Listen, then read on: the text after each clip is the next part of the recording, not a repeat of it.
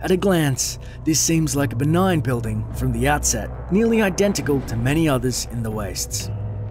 This sense of security instantly evaporates and is replaced by a niggling sense of dread as you enter its unholy belly, and it slowly reveals to you its insidious contents with undue glee. A small tendril of alarm hits the back of your mind the moment you enter the building. The door is facing north outside, but once the interior loads, you're already facing south. You then proceed to experience paranormal activity, such as violent hallucinations, doors opening and closing by themselves, and objects inexplicably being thrown to the floor.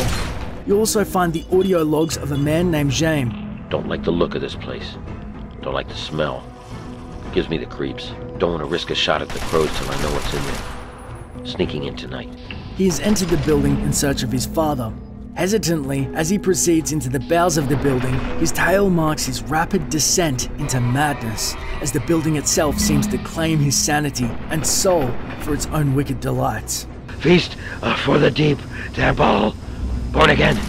Here. Al-Hazared. Yet. You end up finding him in the basement, a shadow of his former self, a jabbering ghoul who's worshipping a mysterious obelisk. No doubt the source of the corruption that emanates menace and gives off unsettling whispers as you approach.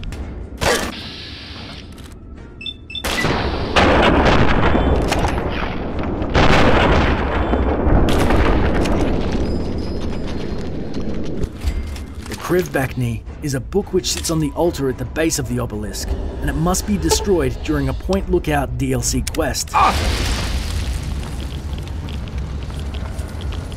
All of these being references to the H.P. Lovecraft Cthulhu mythos. Cthulhu still lives too, I suppose, again in that chasm of stone which has shielded him since the sun was young, but his ministers on earth still bellow and prance and slay around idol-capped monoliths in lonely places.